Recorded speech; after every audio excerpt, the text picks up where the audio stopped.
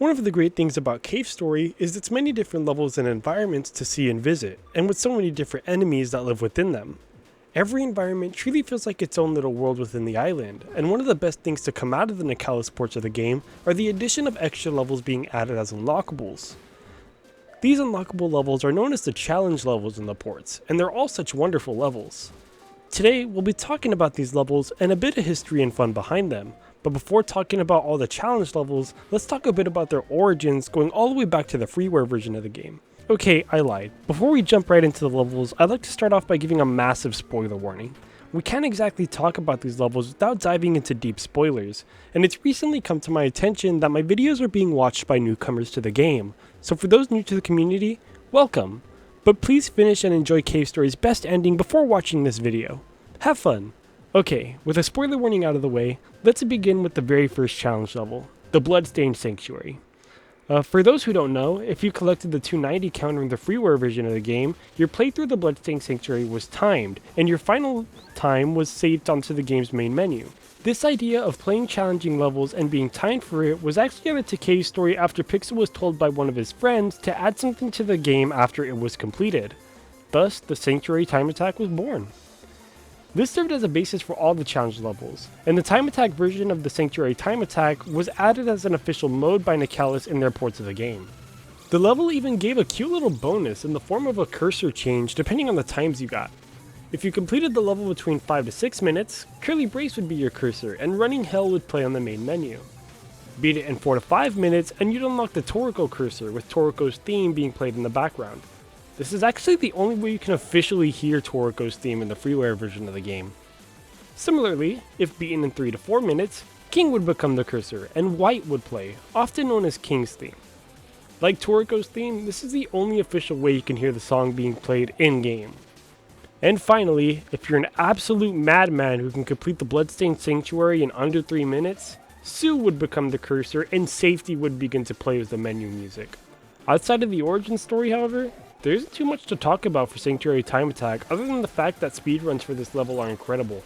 I'd highly recommend you guys watch a few runs of all the levels in the game just because it's so satisfying to see a player just steamroll these levels that I definitely have tons of trouble with. Nicalis has official leaderboards now in the Plus versions of the game, but one thing I hope they add in future versions of the game is replays. Seeing the times on the leaderboard is stunning, but something fun to do would be able to see these runs played right from the game itself. The next challenge level we have to look at is the Boss Attack. Boss Attack is a boss rush mode first added to the WiiWare version of the game, and it's unlocked after beating the game on the best ending. The level consists of being dropped in a hub world that you'd have to traverse door to door, each door leading you to a boss fight in the game. The bosses are in order of when you fight them in the game, and all the optional boss fights like Balrog 1 and the Sisters are now mandatory to complete the mode. I honestly really like this mode. It's simple, short, and to the point. Some aspects of doing every boss fight is interesting though. The first thing to note is that all mandatory weapons are given to you upon beating a boss.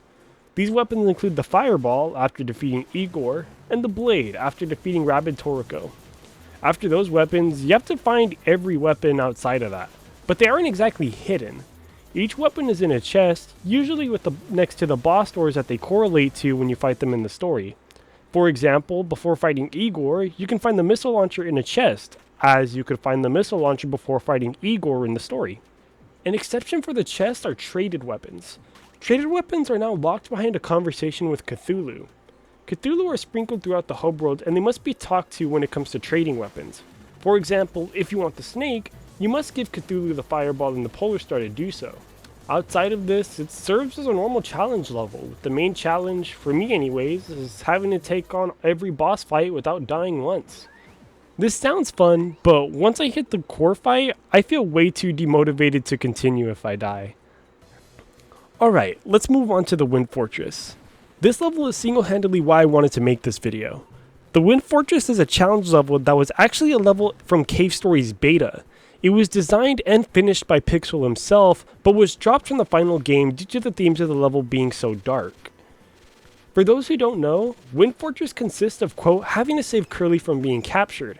As you progress through the level, the enemies go from normal enemies in Cave Story to clones of Curly. These clones relentlessly attack you, and there are a handful of them. These clones are definitely much different from the normal Curly if it wasn't obvious. They fire a handful of projectiles and can be overwhelming if there's a lot in the area.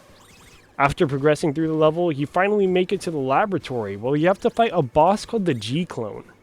The G-Clone boss fight is interesting as Curly is locked inside of the G-Clone itself, and the boss fight itself consists of hitting the G-Clone's weak spot as it constantly makes Curly brace clones as the fight goes on.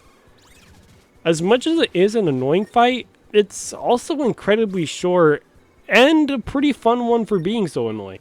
Now, as I said before, it was removed for themes being too dark, and when you really think about it, it just wouldn't make any sense in the story. First of all, why would the G-Clone exist? Sure, the governments of Earth wanted plenty of robots to steal the Demon Crown, but the G-Clone is on the island, and it also seems like the G-Clone has been making Curly clones for quite a while when you get there.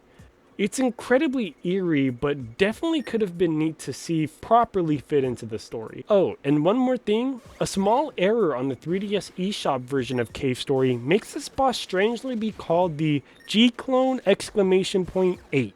And this was never fixed. I have no idea why, but I really love this error. And with that said, yes, I will 100% use it to say that the eShop port of the game is so good, even its errors are perfect. Now, here we are at the Nemesis challenge. I'm gonna be honest everyone, I hate the Nemesis challenge. The level? Oh, it's fun as hell and really great. I love the trickery it brings. It won't spawn platforms unless you commit to a leap of faith, it never gives you any health upgrades, and trying to level down the Nemesis might actually lead you to death. It's a wonderful challenge. Why do I hate it then? Well, I can't beat it. Yeah, I think of all challenge levels, the Nemesis is the toughest of the tough. Is it the hardest level of all time? Probably not, but it's a level that perfectly counters the way I like to play. I can't exactly describe it, but it just is really tough for me. Maybe I'm just not patient enough. Now, personal gripes aside, this level really is wonderful. It reminds me a lot of the last Cave Hidden, and how challenging it is and all the spikes in the level. Something interesting to note is that the Steam port of Cave Story Plus actually refers to the Nemesis challenge as Outer Wall 2 once completed. Just like G-Clone 8, this has yet to be fixed, and this has led to younger me thinking up wonderful theories about this level. Like the Nemesis challenge being the Outer Wall's hidden version if you're going the true route. But this is just a thumb theory that a 13-year-old me made, so don't take it too serious. Plus, it doesn't even make any sense as the Nemesis challenge is a much more horizontal based level compared to the original Outer Wall being infamously vertical. Either way, this level rocks, and I hate it. One day I will conquer this level, mark my words. Now, we're brought to my favorite challenge level, the Machine Gun Challenge. The Machine Gun Challenge is a level that pretty much relies you to fully take advantage of the Booster 2.0. There are a few lines of critters that can be killed by the machine gun itself, but honestly this level serves as some amazing Booster 2 practice. In fact, it helps a lot to be hit in specific parts of the level. Because of how this level is so orientated around the booster, you get a great sense of just wanting to go faster and faster. This is the only level I've ever considered speedrunning, and I did for a while at the beginning of the Switch port's life, but have stopped since Blade Strangers came out. Anyways, this level is pretty standard, but honestly just some good honest fun. Not too much to say about it outside of that. Alright, now we're at the final challenge level, and the newest and the only challenge level to be exclusive to the port of a game, the Sandpit. The Sandpit is an exclusive challenge level to the Switch port of the game, and it's incredibly fun. You start off with the Fireball and are shown to be blocked off by destructible blocks, which we know the Fireball can't break. Instead, you gotta make your way down floors of the Sandpit, and once you reach the bottom, you gotta go all the way back up. Instead, you make your way with the blade traded for the Fireball. It's a really fun level, and I love the way it was designed. You're presented with your challenge very early on, and you gotta make your way down a semi-challenging path. Then you gotta make your way back up the same path, but with some new options ahead of you. Something funny about this level is that there is a Jenka pup that eventually shows up and runs away. Believe it or not, despite it running into spikes, it actually helps to follow it. I love watching speedrunners catch the little lad too. Sadly, there are no other interesting tidbits to mention about this level either. Sorry about that. Okay, if you've made it this far into the video, I think you know that these levels are really rad, but it's very clear that these levels make no sense into the final version of Cave Story. So let's go ahead and fit them into the story of Cave Story. We'll only be looking at the latter 4 levels, as Sanctuary is already in the game and Boss Attack is just a boss rush mode. And before I move on, I should give another major spoiler warning in case you didn't leave at the first one. If you're not leaving at this one, spoilers are on you, not me. Okay, starting off with the Sandpit, I think this level would be best placed after King's death.